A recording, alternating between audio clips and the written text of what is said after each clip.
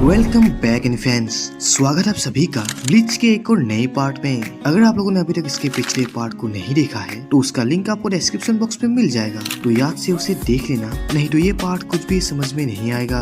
और अगर आप लोग मेरे चैनल पर नए हैं तो मेरे चैनल को सब्सक्राइब करके वीडियो को लाइक करना मत भूलना, ताकि आप सभी का सपोर्ट मुझे मिलता रहे। तो खैर देरी ना करते हुए शुरू करते हैं आज के इस वीडियो को। तो पिछले पार्ट में हमने देखा था इचिगो और मिसाइल की बैटल में इचिगो कमजोर पड़ रहा था, जो देखकर वो सीधे अपने होलो मास्क को अपीयर कर लेता है, जिससे वो बहुत ही आसानी से मिसाइल की धज्जियां उड़ा देता है। और इचिगो ये बैटल जीत ही चुका था, लेकिन अपना हीरो भी बहुत रहमदिल ठहरा, जो अपने दुश्मन को ही हील कर देता है। और मिसाइल इस मौके का भरपूर फायदा उठा के सीधे इचिगो को मारने के लिए आगे बढ़ा है। और अब आगे और मिसाइल की इस अटैक से आसमान पर खून छिटक जाती है और ये दोनों ही लड़ाकू एक दूसरे के अपोजिट साइड में होते हैं। असलियत में इचिगो ने मिसाइल को घायल कर दिया था, जिसके बाद इचिगो यहाँ से चला जाता है। और इचिगो को यहाँ से जाता हुआ देख मिसाइल एक हल्की सी स्माइल देता है। और अचानक से तभी यहाँ पर कई सारे अरनकार आ जाते हैं और इन्हें एक्सक्यूवास कहा जाता है। और असलियत में ये सब यहाँ पर घायल घुसपैठियों को मारने आए थे, क्योंकि इन्हें इसका ऑर्डर मिला है। लेकिन मिसाइल इस पे उनसे पूछता है कि आखिर उन्हें इसका ऑर्डर किसने दिया। लेकिन ये बंदे इस पे मिसाइल से कहते हैं कि इन सब से मिसाइल का कोई लेना देना नहीं, वो बस उन्हें आगे जाने दे। लेकिन मिसाइल का इरादा कुछ और ही था,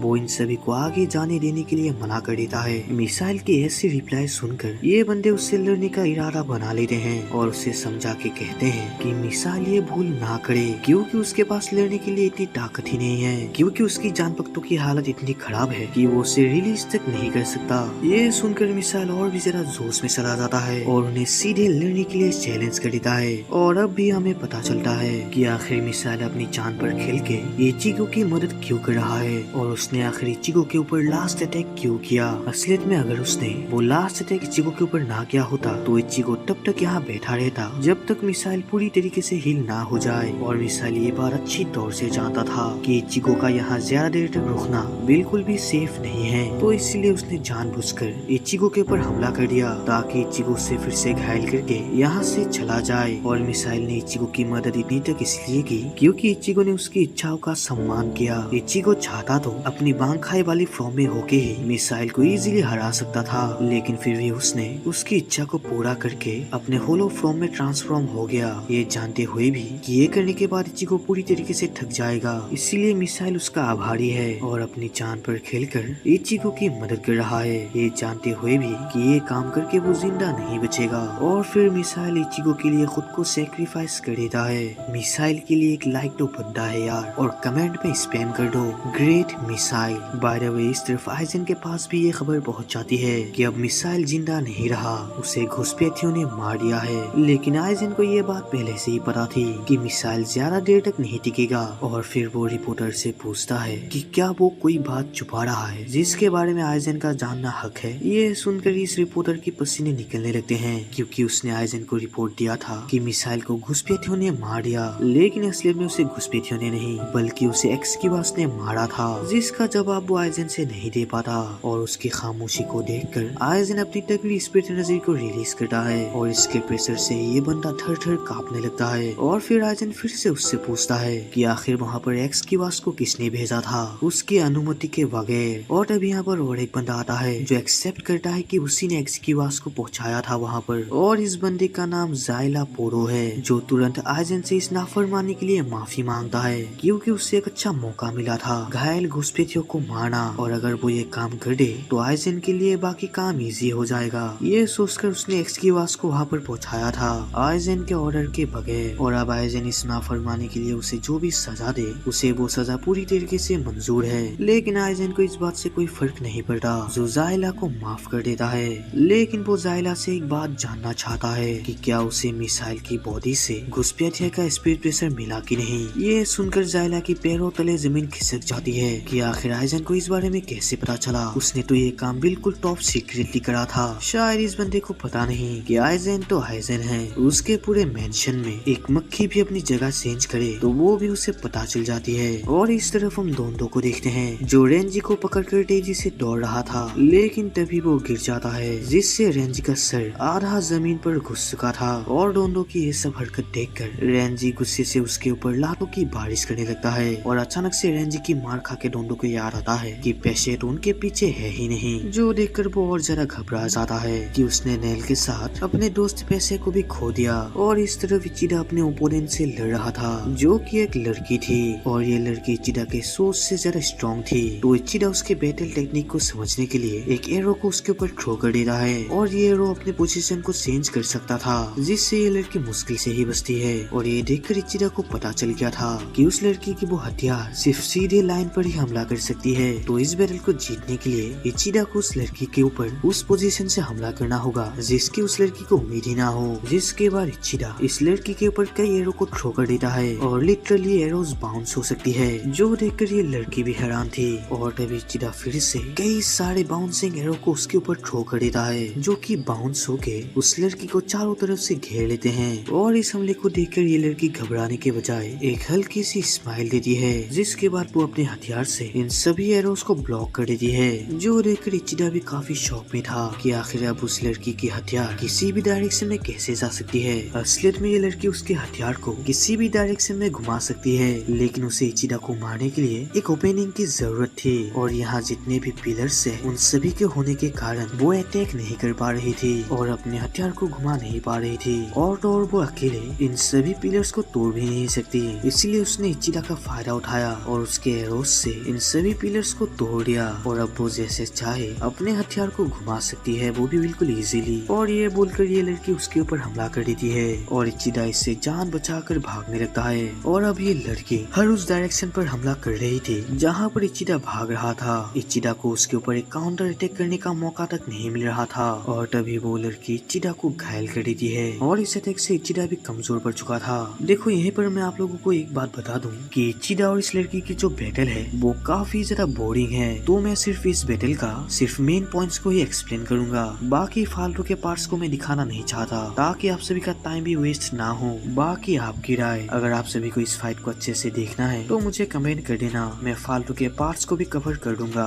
बाय द वे इस तरफ रुकिया तेजी से आगे बढ़ रही थी, और अब उसे बहुत भारी मात्रा में इचिडा की स्पिरिट प्रेशर महसूस हो रही थी, जिससे उसे पता चल जाता है कि इचिडा जरूर एक ओपोनेंट से लड़ रहा है। और तभी भागते भागते रुकिया एक अलग हॉल पर पहुंच जाती है, और इस बड़े हॉल में एक खुला और नीला आसमान था, जो देखकर रुकिया काफी ज्यादा हैरान थी कि आखिर इस बड़े कमरे में एक खुला आसमान कैसे हो सकता है, बल्कि होइकुमुंडो में तो नीला आसमान है ही नहीं। और तभी अचानक से रुकिया के पीछे एक अलंकार आ जाती है, जो बात उसे भी महसूस हो गया था, लेकिन रुकिया के पीछे मुड़ने से पहले ही वो बंदा वहाँ से गायब था। और तभी वो अलंकार रुकिया के आगे आके रुकिया को उसके पीछे आने को बोलता है, और ये देखकर रुकिया भी हैरान थी, लेकिन उसे इस बात की जांच करनी थी, तो वो इसीलिए उस बंदे के पीछे चली जाती है। और जैसे ही वो अंदर पहुंचती है तो रूम का दरवाजा खुद ब खुद बंद हो जाता है, और इस रूम में काफी ज्यादा अंधेरा था। और तभी वो अलंकार ऊपर से रुकिया को बोलता है कि वो सूरज की रोशनी नहीं झेल सकता, इसीलिए उसने रुकिया को इस अंधेरे कमरे में बुलाया है जहाँ सूरज की रोशनी नहीं पहुँच सकती। और फिर वो अपना इंट्रोडक्शन देता है कि उसका नाम आरो नीरो आरो रुइस है, और वो एस्परा नंबर 9 है। और वो ये बोलकर अपना मास्क उतार दे रहा है, और लिटरली इस मास्क के पीछे और कोई नहीं बल्कि काइन शिबा था, जो कि रुकिया का सेंसे यानी टीचर है। लेकिन ये बंदा तो बहुत पहले ही मर चुका था, और काइन को जिंदा देखकर रुकिया के पैरों तले जमीन खिसक जाती है, क्योंकि काइन ने तो उसके हाथों पर ही अपना दम तोड़ा था। और इस तरफ साधु अपने ओपोनेंट से लड़ रहा था, जिसपे साधु काफी ज्यादा कमजोर पड़ रहा था, और ये बंदा उसकी अच्छे से पिटाई कर रहा था। लेकिन कुछ देर मार खाने के बाद साधु पूरा सीरियस हो जाता है, और इस बंदे से लड़ने के लिए पूरी तरीके से रेडी होता है। और इस तरफ रुकिया जो काइन को जिंदा देखकर अपने आंखों पर यकीन तक नहीं कर पा रही थी, लेकिन तभी उसे वो मंजर याद आता है जब काइन एक होलो बन के उसी के हाथों मारा गया था, और इससे वो समझ जाती है कि ये बंदा काइन हो ही नहीं सकता। लेकिन तभी काइन नीचे आके रुकिया से बात करने लगता है, और रुकिया जो उसके बातों को सुनकर हैरान थी, क्योंकि इस बंदे का बिहेवियर सेम टू सेम काइन के जैसा ही था, उसकी बात करने की स्टाइल, उसकी पर्सनैलिटी और उसका बिहेवियर भी। क्या तुम मशहूर लेफ्टिनेंट काइन शिबा को जिंदा देखकर खुश नहीं हो लड़की? मेरा नाम है काइन शिबा, महान लेफ्टिनेंट। उसकी ऐसी बातें सुनकर रुकिया का मन भी पिघल जाता है, और उसे काइन की फ्लैशबैक्स याद आने लगती है, और रुकिया की इस डिस्ट्रैक्शन का फायदा उठा के काइन उससे लड़ने के लिए अपनी जान पट्टों को निकाल निकाल देता है, जो देखकर रुकिया भी सीरियस हो गई थी। लेकिन असलियत में काइन ने एक लकड़ी की तलवार निकाली थी और वो एक दूसरी लकड़ी की तलवार रुकिया के हाथ पर भी दे देता है और रुकिया से कहता है, मैं तुम्हें ठीक वैसे ही ट्रेनिंग करवाऊंगा जैसे मैं तुम्हें पहले करवाया करता था।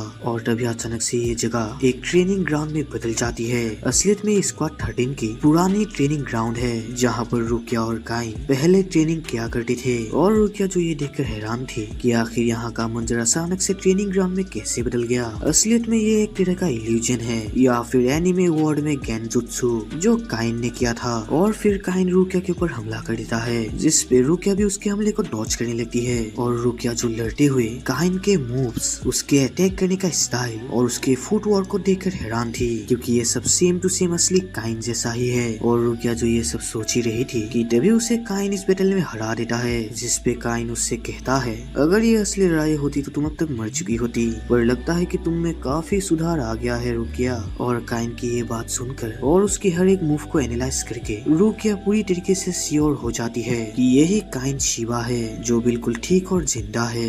अरे तुम मुझ पर अब यकीन कर रही हो क्या? चलो कैसे भी हो, तुम्हें यकीन तो हुआ कि मैं ही काइन हूँ। और फिर काइन बैठकर रुकिया को सब कुछ समझाता है कि आखिर उस रात के हादसे के बाद वो जिंदा कैसे बचा।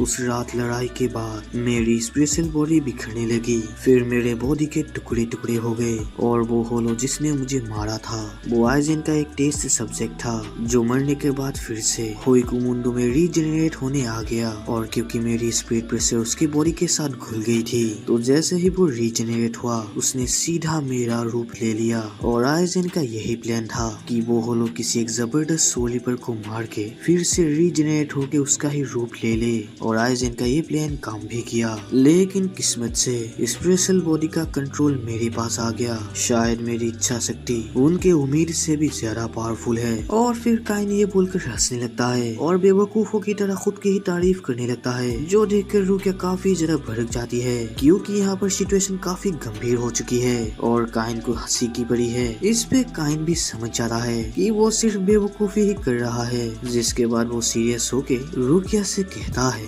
जैसे ही मुझे मेरा शरीर वापस मिल गया तो तब से मैंने यहाँ की सभी सिस्टम को समझने की कोशिश की और एस्पराज के साथ घुल मिल कर रहा। और ऐसे ही मैंने आइजेन की भरोसा जीत के एक एस्परा की जगह बदल ली। और तब से मैं आइजेन को मारने का मौका ढूंढ रहा हूँ। और आइजेन को भी मेरे ऊपर थोड़ा शक है और इसीलिए उसने बाहर एक नीला आसमान बनाया है जहाँ सिर्फ रोशनी ही है। और रोशनी मेरी कमजोरी है, ये बात आइजेन को अच्छे से पता है। और पूरे लॉस नोसिस में हर एक कमरा, हर एक कोना आइजेन के देख रेख पर रहता है। सिर्फ ये कमरा ही थोड़ा अनसिक्योर है जो आइजेन के नजरों से दूर है, इसलिए मैंने तुम्हें यहाँ पर बुलाया रुकिया। मैं इतना खुश हूँ कि तुम्हें बता नहीं सकता कि तुम ही यहाँ पर आई, क्योंकि एक तुम ही हो जो इस प्लान को संभाल सकती हो जो अब भी मैं तुम्हें बताने वाला हूँ। लेकिन ये बात मैं तुम्हें यहाँ पर नहीं बता सकता, मेरे पीछे आओ। और काइन की ये बात सुनकर रुकिया उसके पीछे जाने लगती है और ये देखकर काइन एक डेविल स्माइल देता है और अपनी जान पकड़ों से रुकिया के ऊपर हमला कर देता है। लेकिन रुकिया जो जैसे तैसे इस अटैक से बचती है जैसे गाल पर थोड़ा खरोंच आया था। ओह अच्छा, तो तुम मेरे सोच से ज्यादा तेज हो गई। इतनी ट्रेनिंग कहाँ की रुकिया? और रुकिया जो काइन को ऐसे देखकर शौक में पड़ चुकी थी। और इस तरफ हम गिन को देखते हैं जो किसी पैराग्राफ पर एक लाइन ड्रॉ कर रहा था, लेकिन तभी यहाँ पर उल्कियोरा आ जाता है। और उल्कियोरा को यहाँ देखकर गिन भी थोड़ा हैरान था, लेकिन उल्कियोरा उसके ऊपर ध्यान नहीं देता, जो देखकर गिन उससे कहता है, अरे उल्कियोरा तुम मुझसे बात ही नहीं करते, नाराज हो क्या मुझसे? इस पे उल्कियोरा कहता है, नहीं बिल्कुल भी नहीं, मैं तुमसे नाराज नहीं हूँ, बस तुम मुझे ये बताओ क्या महल के सेंटर पॉइंट पे कोई भी घुसपैठिया पहुँचा है?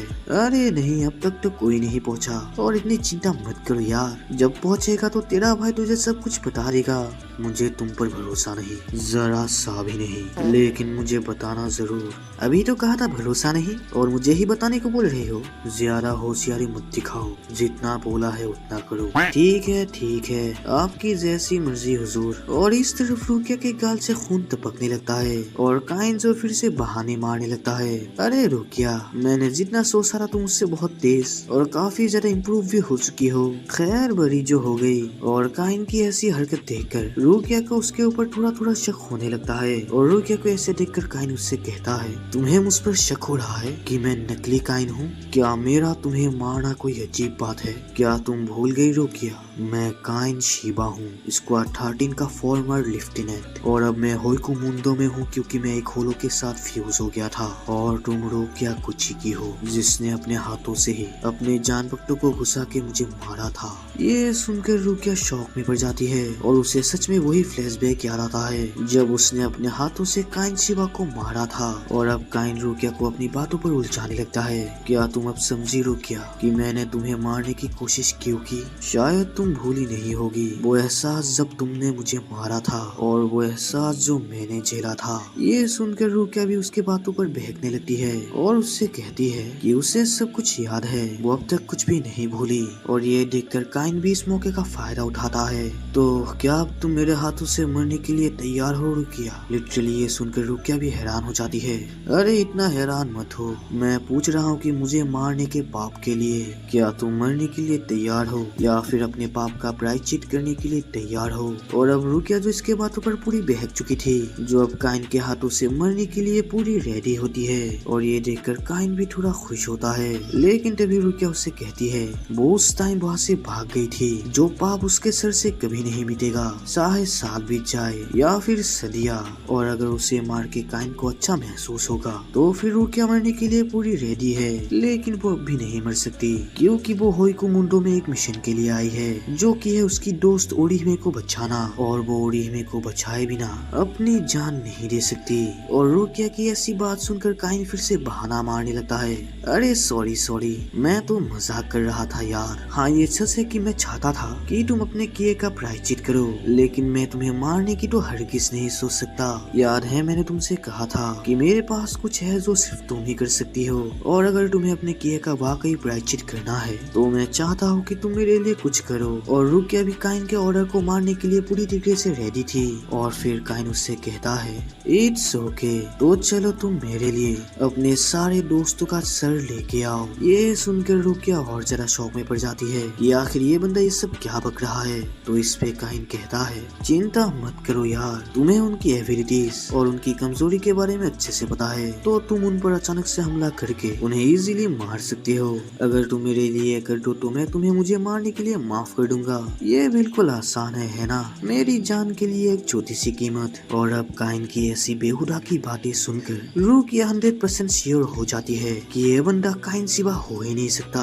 क्योंकि काइन अपने साथियों को मारना तो छोड़ो उन्हें चोट तक लगने नहीं देता। काइन सिवा एक ईमानदार और एक असली सोल रिपर था जो कभी अपने साथियों के साथ गद्दारी नहीं करता। और लिटरली रुकिया ये सब बोलकर रोने लगती है, जिसके बाद वो लड़ने के लिए रेडी होती है। और ये देखकर काइन उसे समझाने की कोशिश करता है कि वो ही काइन शीबा है। रुकिया को गलतफहमी हुई है, लेकिन इस बंदे के मुंह से काइन का नाम फिर से सुनकर रुकिया और भी जरा भड़क जाती है, जिससे वो सीधे अपने जान भक्तों को रिलीज कर देती है और काइन के ऊपर हमला कर देती है। लेकिन काइन इससे बच चुका था, जिसके बाद काइन अचानक से रुकिया के पीछे आके उसके ऊपर हमला कर देता है। लेकिन रुकिया उससे जैसे तैसे बचती है और इसके बाद इन दोनों के बीच युद्ध चलने लगता है। और काइन लड़ते हुए भी रुकिया को अपने बातों पर उलझाने की कोशिश करता है। रुकिया क्या तुम अपने हाथों से फिर से एक ही इंसान को दोबारा मारना चाहती हो? तुम काफी नादान हो रुकिया, लेकिन खैर तुम लड़ते हुए समझ जाओगी जब तुम्हें वो एहसास होगा जब मुझे मरने पर हुआ था। ये सुनकर रुकिया और जरा भड़क जाती है और उसके ऊपर एक जोरदार अटैक करके सीधे अपने सुगी नो माया हाकुरेन से अटैक कर देती है, जिससे काइन इजीली बच जाता है और उससे कहता है तुम्हारी अटैक टेक्निक्स बिल्कुल नहीं बदली रुकिया, लगता है तुम भूल गई कि तुम्हें ये सब अटैक स्टाइल मैंने ही सिखाया था।